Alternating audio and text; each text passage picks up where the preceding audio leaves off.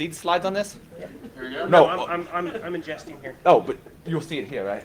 Well, I mean, you see a little bit of the other side. Oh, wow. That's good. Thank you. See Third one. Hooker safety for dummies. That's awesome. Put a Jimmy on that. Put a Jimmy on that. What you don't know is I have my own fan club. They're called the Honey Drippers, and that guy right there with no hair in the middle, he's the sort of head of the fan club. So see him later for the membership dues. It's fantastic. We have a great record club. We also share recipes, and we have an online blog. It's fantastic. Okay, are we ready now to go? Awesome, we're good to go. Okay, so I'm Brent Huston. Among many things, how many folks have seen me speak before? You saw last year. I got a crap ton of attitude about my talk last year. I got called a hippie hacker. Somebody called me a packet hugger. Which I took as good things, but apparently not. I'm going to change it up a little bit this time. I'll talk a little bit about some activism stuff and what we can do in the future. But I'm really going to talk about the nature of modern online crime and where that came from. So we'll start there. So we'll start with Operation Aikido. Operation Aikido is a current project that we're working on. This is where a lot of this data is coming from, and we're going to share some of that today. We're on phase 3 of 5 phases. So far it's taken about 2 years, 2.5 years to do. The whole idea behind Operation Aikido is to use criminal tactics against the criminal underground and identify means and mechanisms where we can use their techniques to short circuit the crime stream. We try to do that in a legal way with legal kind of varying as to where you are in the world at any given time. So we sort of legally arbitrage, if you would, okay? That's really the whole crux of it in terms of Aikido. As a part of Aikido, we went back and we started looking at how crime worked and where some of this stuff came from. And that's the data that you're going to see today is some of the tracing that we were able to do. Nobody has to raise their hand for this, but some of you here probably remember the 60s. Judging from your just sort of hairstyles, some of you still live in the 60s. It's okay. If you do remember the 60s, then we're going to go through a little one-slide review for those of you who weren't here. How many folks weren't born yet in the 60s? Good portion of the crowd, so this will be a learning experience for you. So if you do remember the 60s, you may not have been there. But what happened in the 60s? Well, it's kind of important. A lot of sort of global change. That was really the overall theme. But you have the Cold War. You have China's Cultural Revolution, where you see a sudden explosion of Chinese culture inside their country and a recognition of common sort of themes that united different groups inside China. You have the Six-Day War, which is essentially the emergence of Israel onto the military power scene, where they begin to start to exude world control and world influence. How many folks have heard the word Baathism? You've heard that before, probably. If you're an Iraqi vet, you definitely have heard it. But this happens towards the end of the 60s. Baathism really takes over in the Middle East, and it starts to become quite prevalent. So you see a lot of this sort of changing movement in the world. Now, at that point, Europe goes through what we call decolonization. And that's where, in the beginning days, they took over a lot of other countries and the generations before. And this is the removal of that influence and sudden emergence of typical indigenous cultures. So all of that stuff happens in this 10-year sort of time frame. Now, what also happens is we get to go to the moon. How many folks have been to the moon? Okay, only a couple. We get these things called lasers. They start to come out.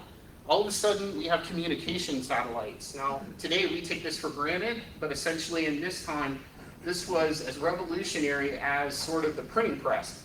The idea that you could semi-instantaneously move data or a message from one part of the world to the other without running a copper line was a new and revolutionary thing. That all happens at this time. We also see the emergence of computers and this thing called the ARPANET. Now, At that same sort of time when we're having political change and technology change, we have social change, the rise of feminism. Suddenly women are exerting sort of political presence, they're exerting ideas, they're contributing to society in new ways. And gay rights happens, and around the same time, there's a huge spike in global crime. If you look at the trend, as new economies come on, and as we start to increase the ability for societies to intercommunicate, two things happen. The first one is an explosion of pornography. How many folks could have guessed that, right? Because pornography powers the internet, right? That's the deal. And then the second thing that happens, of course, is global crime. It explodes because of the interconnectedness. So you see all of this around the world, and what do Americans concentrate on? When we look back, we think of Manson, right? So the killings there, we're kind of focused only on that event in the 60s when we talk about crime. Now at the same time, we have free love and hippies and drugs and Woodstock and all this kind of stuff that's going on.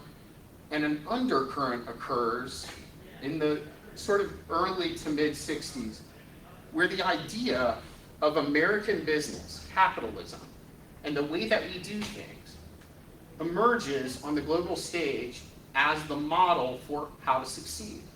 Okay? Now, this is sort of interesting because it spells the beginning of what we're going to call the IBM age. Does anybody here work for IBM? Not anymore? Yeah, you're going to love this. Okay. So IBM, this company called Big Blue, it was founded in 1911, so it's not new in the 60s, it's been around. But in 1963, a sort of paradigm shift occurs. NASA adopts IBM's technology in the race to the moon. And when that occurs, a scientific explosion occurs inside of all of sort of global science and communication and communities. And you see IBM adopted across the board. Now, what's so interesting about that is it leads to 1964, the birth of System 360, the first sort of mainframe operating system. How many folks are getting bored with my history talk so far? A few, that's okay. I'm gonna make it pay off here in a second. You'll see why it's important. 1964, System 360 comes out. It gives them a base platform for computing across the planet. In 1973, some visionaries at IBM come up with the idea of the UPC. This guy, can you stand up for me, please? Can you turn around? This is the UPC. How many folks have seen a UPC before? Okay, it's on every good and service. These scientists at IBM came up with the idea of tying data to delivery of real goods and services, and it gave IBM suddenly global computing reach, thank you very much, across the planet. Now, so IBM, sitting in the United States, has all of this power, all this influence, all this technology, and they have a management issue. They don't have any way to sort of manage the company very well. They grew organically, they had some difficulties in integration, and they needed some better technology to do that. And it is about this time that we see the emergence of PCs. How many folks had an IBM PC? How many folks still use PS2 stuff? Okay. Now we're starting to see the distortion field, right? Okay. And by the mid 70s to early 80s, you could hear mantras in data centers everywhere around the world where no one gets fired for hiring IBM. Okay. So all of this stuff happens. Now I told you all of that story to tell you this story. Enter a man named Alvin Toffler, who in 1963 gets hired by IBM as a futurist. Okay? So who is this Alvin Toffler? Well, Alvin was an interesting man. He came out of college, very well educated. He became the associate editor of Fortune magazine. While he was there, he watched economics and learned about how companies and computing power was growing, and he paid careful attention to the development of global e-commerce. He decided to leave Fortune magazine, and he goes out to form his own company where he's a consultant. He gets hired by IBM, AT&T Labs, and Xerox right off the bat to sort of build out their idea of where technology was going. Now, remember, there is no internet, okay? There's only dial-up systems, and the ARPANET is around, and our good friend here, Alvin Toffler, he foresees the internet. He understands that the UPC will eventually lead to global e-commerce. He's so worried about it that he comes up with a physical manifestation called future shock, where people in the 60s, 70s, and into the 80s would be physically unable to deal with the integration of technology into their lives, and you would essentially get the technology flu, because the change would happen much faster than you as a human could manage. Okay? Now, he also coined an interesting term called information overload.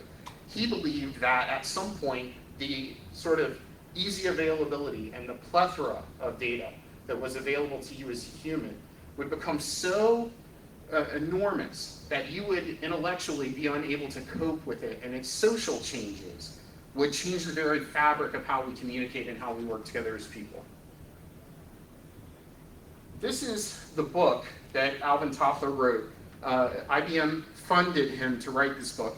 It's available still in print today. You can find this, as you see, expensive copy of 25 cents at any thrift store near you. They're still around. This is a picture of Alvin. He's still alive. He still writes books along with his futurist wife named Heidi. Very nice man. Towards the end of the 60s, something important happens. IBM hires him to help create an architecture of what a modern technology sort of brain worker organization might look like. And so he developed something that he calls the cells of value. And essentially that cells of value theory, the idea that we're going to create little working groups that work together and move and change direction rapidly, that allows IBM to dominate business in the 70s and 80s. Huge. Okay? So it turns out everybody made fun of Toffler when he published the book, but Toffler was actually right. He just didn't think about really how he was right and what would happen. So future shock, the manifestation of change, really sort of came about in a political sense. It came about at the end of the Cold War. We have all of a sudden all these folks that were in the former Soviet Union who now don't have jobs. Food's hard to come by, right? These are trained intelligence officers in many cases. And so they sort of take on what they call a forced opportunity. And they go on and create crime colleges. So they take what they're good at and they build almost a community college set around the former Soviet republics, and they start teaching crime. Now they do teach the hard skills, right? The actual physical crime skills, how to rob a bank. You can take that as a class. It's like worth 4 credit hours. There's a lab. Okay. You can take things like counterfeiting, which they do teach how to safely handle, petrochemicals that are involved in the printing process, where to get plates. There were actually courses on bribery. You can see these course techniques. Many of them are captured still in government databases and other intelligence data that's become declassified since the 60s. So these crime colleges, in addition to the hard skills of crime, they began to teach the soft skills of crime as well. If you're going to build a global crime network, how do you manage it? How do you build it? How do you find the right people? And so what they started to teach was the IBM model, Toffler's model of how to build cells based on value and how to make rings of consultants that work together freely on crime. Isn't this fantastic? Because suddenly you go from organized crime being like Vinny and Jimmy K here and 3 of his buddies going around extracting money from the pizza place to a global communications network in real time designed specifically to commit fraud. It's amazing. Now, he was right about some other things too. He was right about the idea of information overload, for example. It just wasn't your personal information, like your access to more recipes, but it was actually the amount of illicit data being driven over the line in the market space. So what if information overload was simply the fact that so many credit cards and identity databases eventually get popped, and that data becomes so public, so easy to get, that the value falls through the floor? How many folks have had their identity stolen? Okay. How many folks have gotten a new credit card because your credit card got popped? Okay. We're running out of people, of victims of data, right? And so the value of crime data has dropped substantially. I remember when an identity, a single identity, was worth $16 to $20. Today, an average identity is worth what? 50 to 50 cents, right? So it's a huge drop. Well, these guys still want to feed their families. They want to contribute to GDP, so they've got to find some way to steal more stuff that has value. Okay? It's just economics. So this sort of cellular service structure, the idea that we get better at crime by getting groups of folks together who specialize in very specific value techniques, and we use Toffler's management mechanism to grow this sort of globally and model it after IBM. And that's what it's become. It's become the model for modern crime. Today, if you had worked at IBM in the 80s and you took their courses that talked about IBM management style, all of those things, they are greatly reminiscent of how crime moves and operates today. And in actuality, what this has led to is the rise of the service-oriented criminal. Today, there are rings where if I want to commit credit card fraud, okay, I can get somebody to hire a team of folks who are really good at SQL injection. They can work with a cell of folks that are really good at finding SQL injection vulnerabilities. They will get the data. I'll hire another ring of people who are good at taking the data and generating cards. I'll hire a marketing cell who will place ads on Craigslist. They will hire the buyers who will go in and use the fake cards for some portion of money, and all of that profit will flow back to me. And when we're done, those folks will go off and work on other projects. They just get hired away. Okay? So it has truly become a service-oriented criminal environment. Now, the interesting thing about this is that the value-based cells are growing quickly in nuance capability. So today, there are cells who specialize in finding SQL injection, in PHP, in WordPress. There are other cells that you can hire who are good at finding SQL injection in PHP, but in Drupal. And so if you want to go after a group, you hire a specific set of skill sets who go after that vulnerability, do the crime, and move on. And they move on to their next deal. They band these cells together in loose groups to work on campaigns like IBM works on projects. So they come in, you hire these different folks, you bring them all together. The cells are autonomous and they're competitive. So if you go back in history, everybody remembers where the term think tank came from, right? I hire a bunch of folks to think about a given problem. These are like think gangs. They get together and think about how to do their particular flavor of crime better than everyone else. Okay? How many folks want this job? Right? See that guy, he'll take applications at the end. So these think gangs are really good, and they're getting better and better and better because the groups are increasing their competitiveness. And so we know from an economic standpoint, anytime there's a competitive environment, what happens? The cost to do business goes down, and the market rewards efficiency and effectiveness. So they're getting better and better. Now, anybody in here work for the FBI? Not anymore. Anybody? Not anymore. Anybody want to admit that they work for me? Okay. The FBI will claim that they are really good at following the money, and that these sorts of value chains in the crime stream are falling because we're getting better and better at following the money. I'm here to tell you that that is utter garbage. Their idea of following the money is we can follow the physical cash. We, in the last 5 years, have seen crime rings where gift cards were the method of exchange. We've seen Bitcoins. This is sort of interesting. We've seen in the Caribbean and in South America, crime rings where the payments occurred in goats and chickens. Okay? How many folks are really good at tracking goats and chickens? That guy, okay? That guy, okay? So that's what we have to think about. As the world changes, as the scope of crime changes, the skills are going to change. And the mechanisms and underlying economies of crime are going to change. Now, another sort of movement that crime has sort of adopted is the open source movement. And this is where Operation Aikido comes in. So, crime got really good at adopting the open source movement. They do cooperative tool development. One set of cells will come up with a given scanning or probe tool. They'll post that, and through iterative coding, other folks will add modules, they'll build in new attacks, and the code will take on a life of its own. The tool gets better and better and better. It does this very rapidly.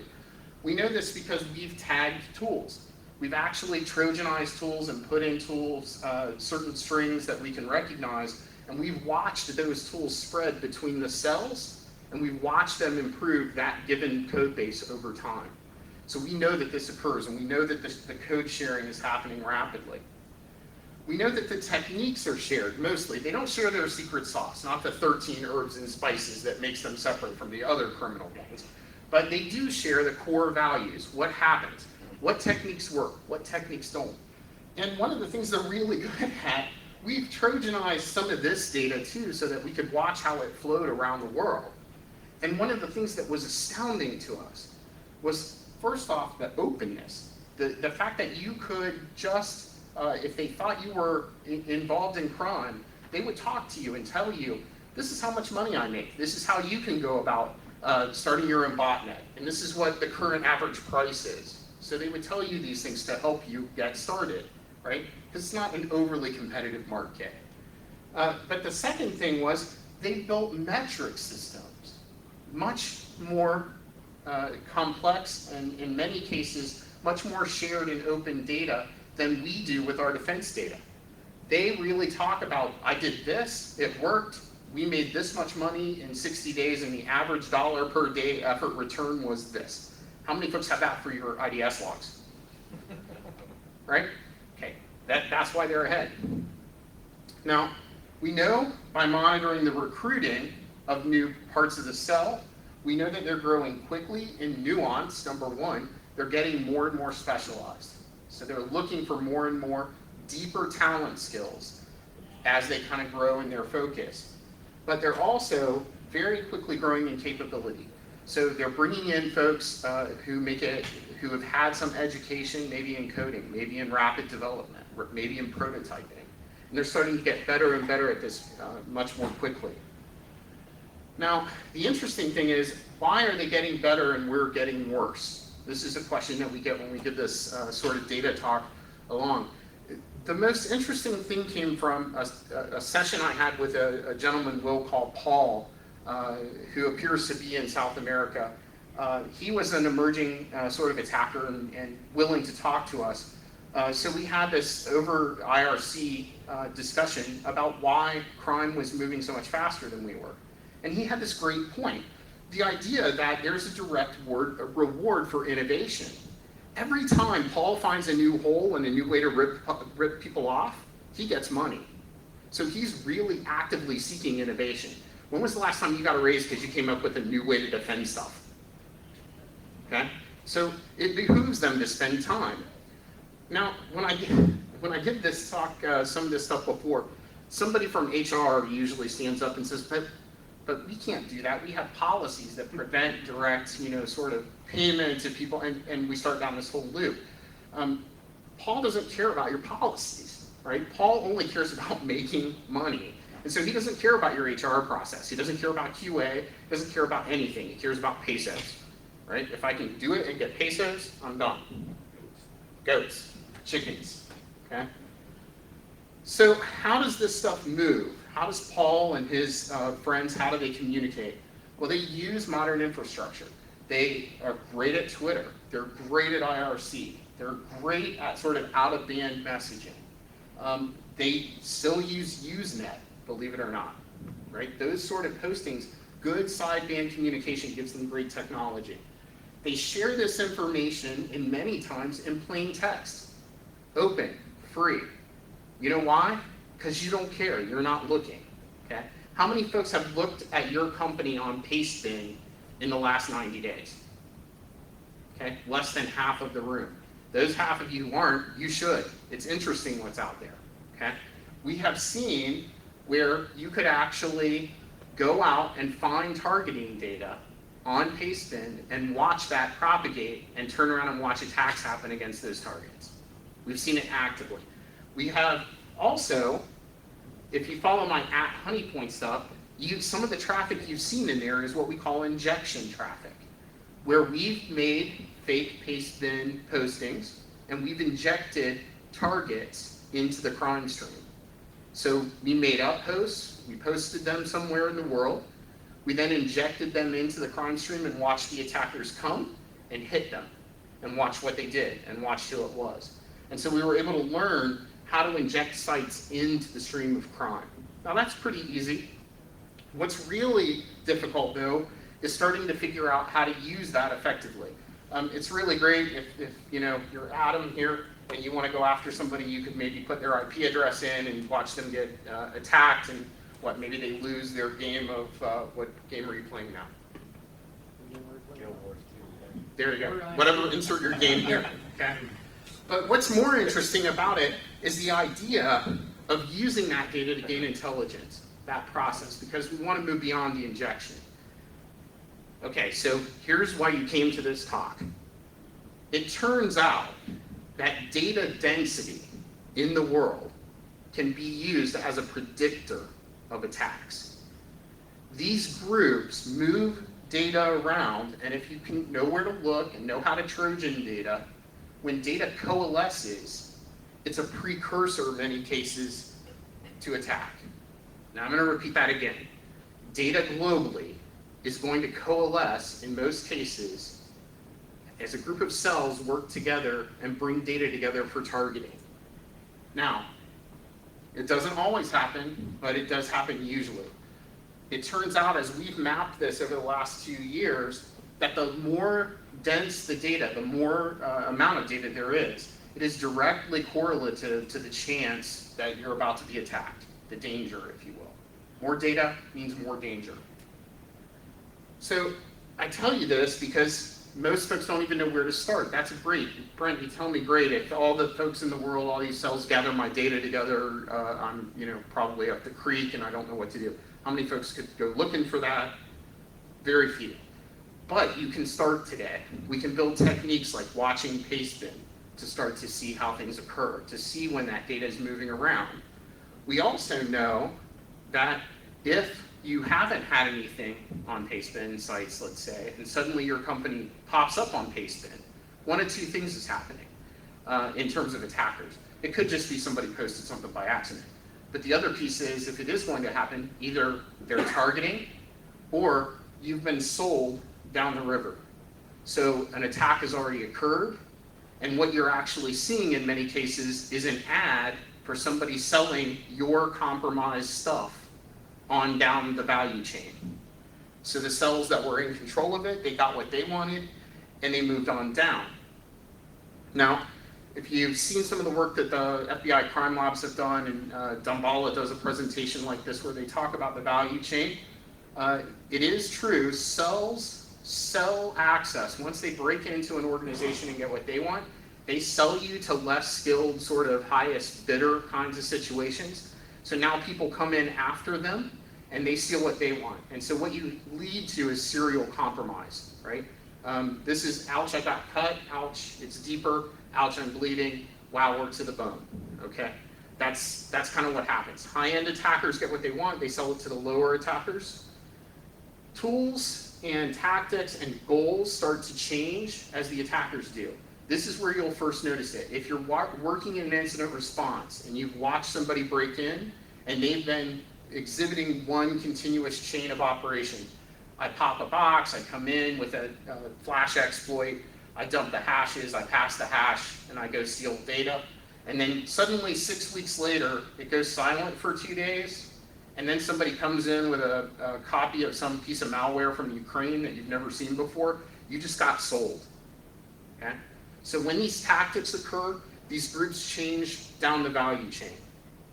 Now, the bad news is if you get to the point where your incident response process gets triggered because spam is coming from the inside, or your site is infected with drive-by malware, you're already screwed.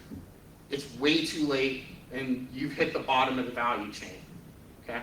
How many folks have worked incidents like that? Okay? Some of you are nodding. Yep. It's a bad thing. Okay? The process just essentially repeats until you hit this bottom. How did we gauge that? We needed a way to sort of figure out where we were in the value chain. It turns out that, and this is a proprietary, if Alex Hutton were here, I would tell him, like, this is proprietary technology. But malware crappiness is the metric that you can use. If you are seeing really sophisticated malware, you're at the high end of the value chain. If you're looking at stuff that comes from some kit that they bought and built and just like ran through an encoder and shoved to you, it's all over. You're done. You're at the bottom of the chain. Okay. So malware crappiness, I'll trademark that. You've heard it here first. Malware crappiness is an indicator of how screwed you are. Okay. The other problem is that the more of your targeting data that becomes available, the more of it that's posted out to the internet, right? To these pastebin sites, to Twitter, to IRC, the higher the risk that what we call pile-on attacks will happen. That is, you essentially become such a public poster child in the attacker community that everybody just thinks you're easy pickings, and so they just come in and they essentially exploit the exploit data that's already known about you to get you again, right? So it sort of adds agony to that pain and sting of compromise. Now, I tell you this stuff to talk about this. We're doing a really crappy job of securing data now in even large organizations that have resources. Okay? We read about them, we hear about data loss. If you pick up the papers, you read the reports, everything's getting worse, blah, blah, blah. I'm here to tell you that something is going to happen where things are going to coalesce in such a way that we're going to have a near perfect storm like Hurricane Katrina. And that is this. Crime's getting better, crime's getting more prevalent. But here in the United States, in the West, and in most developed nations, we're on the verge of what is called the microwave revolution. If you walk just over here, they have a machine that makes parts for other machines. It's less than $10,000. It is the center of innovation. And as you think about the future and what a new industrial revolution might look like, it's in micro business. Small businesses doing small, nuanced things. Sound familiar? Okay. So if that's true, if businesses suddenly get smaller and innovation is the key to success in these small micro businesses, then we have to get better soon at protecting that data, even inside of small companies. Ryan, you're going to give a talk in the next day or two about just how abysmal it is out there for small businesses, right? Yep. Okay, so you go hear him. He'll tell you exactly what it's like out there. But small companies are struggling even worse than big companies. So as the data sort of breaks up and falls out of large companies and falls into these smaller and smaller organizations, how are they going to cope with something like PCI? Right? How are they going to cope with protecting their innovation data when things like identity data loses its value? What do you think criminals are going to go after next? IP, the intellectual property of an organization. The 13 herbs and spices. Right? My nuggets are better than your nuggets. Now add to all of this, you have Chris Anderson, by the way, who's an editor for Wired Magazine. He's about to publish a book that says makers are the new industrial revolution. He believes that they will truly change the economy and the overall value that happens on a national and global scale. If we follow that along with some of the things that are happening with micropayment systems, where you can now start to pay for things, small dollar things, with this, right? How many folks have this in your pocket or something like it without the pool case? Not that fancy. Not that, yeah. You will start to quickly get the idea that as attackers focus in smaller and smaller, payments become smaller and smaller, innovation happens at smaller and smaller scale. Their model of crime is perfectly fit to exploit that sort of situation. It's really, truly, we're meeting their golden sweet spot. Now, when I first started talking about this, folks gave me a little pushback. They said, innovation and business is always going to happen in larger firms. Today, I would point you to one true model for how this is going to look. If you want to see the future, look at the Apple App Store. The app economy, the way that apps are generated in one country, coded in another, the hard work is done somewhere else, the innovation is rewarded in the country that starts the project. That's where the money ends up. That's an interesting piece because that app-based economy, the idea-based economy, is what the future is going to look like.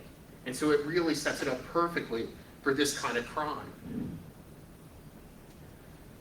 So how do we do this? This is the question. How do we start to secure some of these small businesses, these tiny businesses? If you're the 3 guys in a garage making computer parts, how do you protect your secret sauce?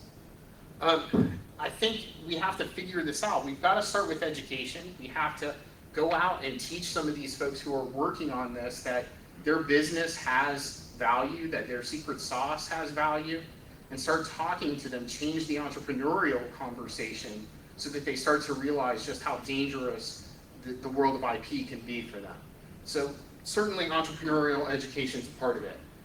We need you guys to come up with better tools. We need better ideas. We need some folks to start coding defensive tools that small businesses can manage. We need more talented folks. Those folks who are willing to engage. We need to start teaching younger folks and get them involved. How many folks here, definitely if you remember the 60s, how many folks are getting ready to retire in the next decade? Okay, some of us. Okay, some of us aren't admitting it. Okay, but you younger folks, you're gonna have to pick up the torch and you're gonna have to run with it and you're gonna have to find the next generation of people beyond you to do that. And so we need you guys to engage and get started on this.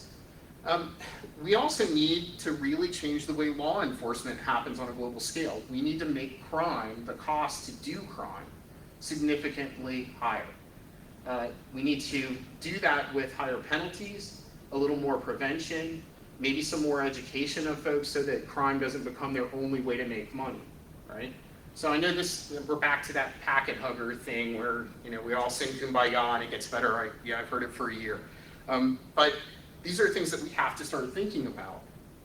So from a technical standpoint, if you leave here and you kind of ask, well, what do I do about this? The first thing is we need to start moving controls closer to our data.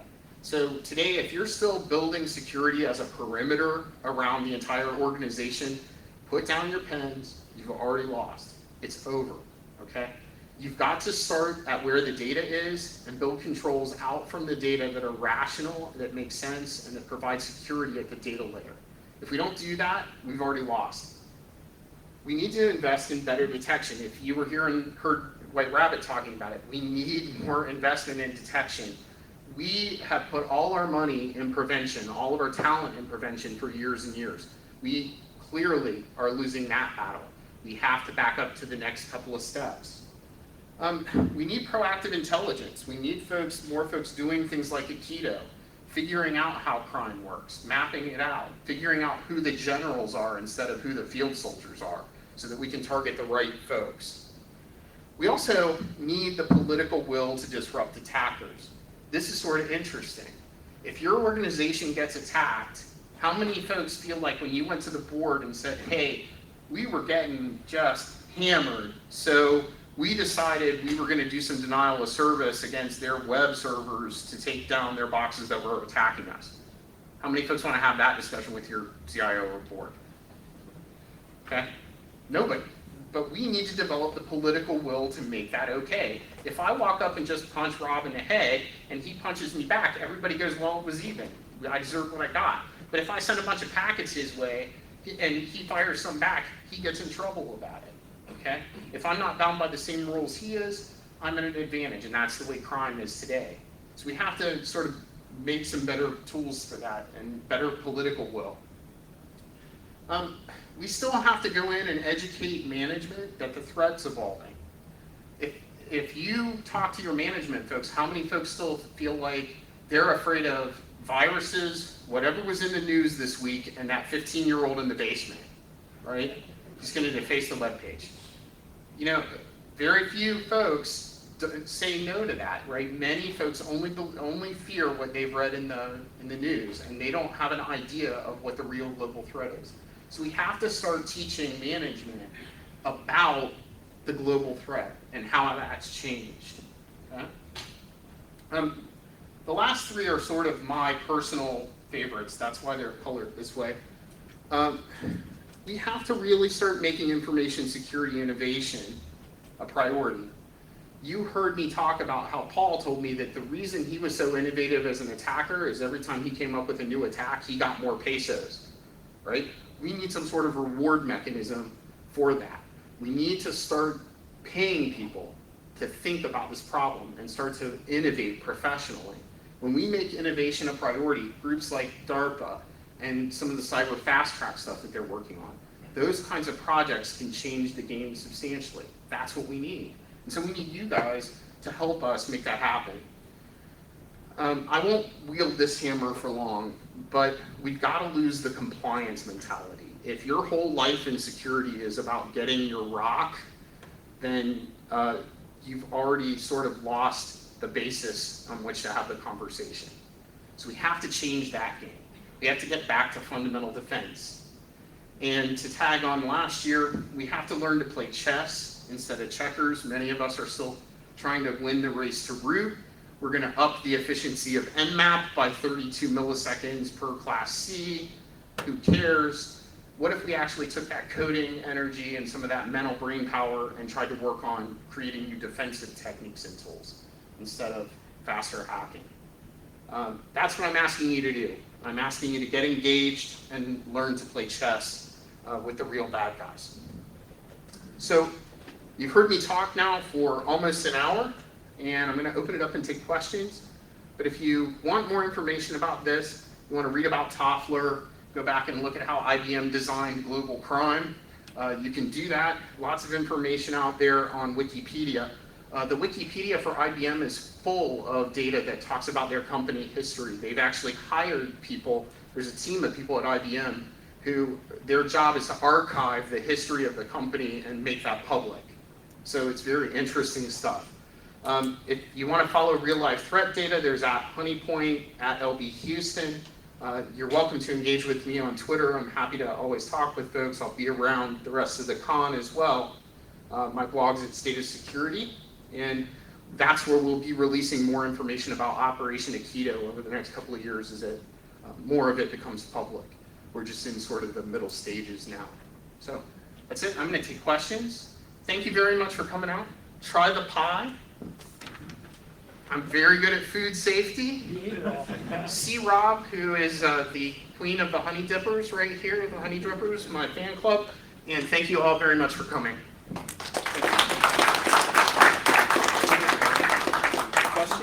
Questions? Yes, sir. So I'm not a technology company. What can I do to reward innovation?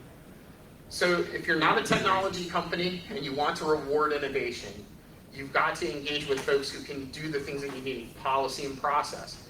We don't just need new firewalls, new packet capture mechanisms. We need better techniques.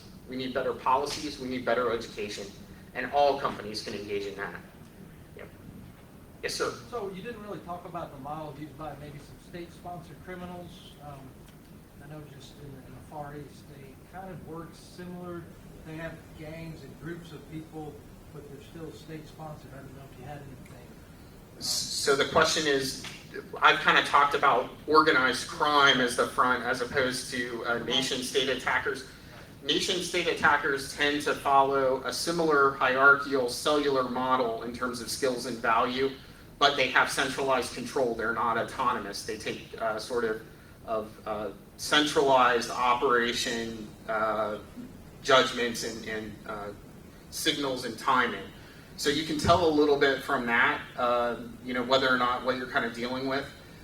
I didn't have time today to really go over both sides, but if that's something you'd like to talk about privately, I'd be happy to do so. Yep. Anyone else? Other questions? Okay. Oh, yes, sir. Jimmy K. I think a lot of that would help too if vendors would stop. I'm not pointing fingers, but some of the manufacturer vendors of these defense tools can stop targeting our upper management, but spending more money on innovation that still deals with the perimeter, and they're still looking towards the outside in that outer shell, that part. So Jimmy K's point is that vendors should stop targeting upper management with obsolete security ideas and technologies, good luck with that. That sort of comes back to that direct reward for pesos question. So you're kind of they're kind of the organized crowd. I didn't say that. I said that's sort of the reward for pesos question. No, I think that's true. But how we combat that is we start to educate upper management, right? When they get to the point where they understand the real threat and what threat models look like and what they're facing, the guy who comes in to sell yesterday's picks wrapped in a new wrapper, that guy's not going to have enough traction to get it done. So, yeah. Anybody else? Can I get my copy signed here? I will absolutely sign your flyers. Overload for dummies? I certainly will. No, you won't hook your safety. I already did that one. Anything else? Thank you very much for coming to DerbyCon. It's a great event. Thanks for coming down and supporting it. You guys take care of yourselves.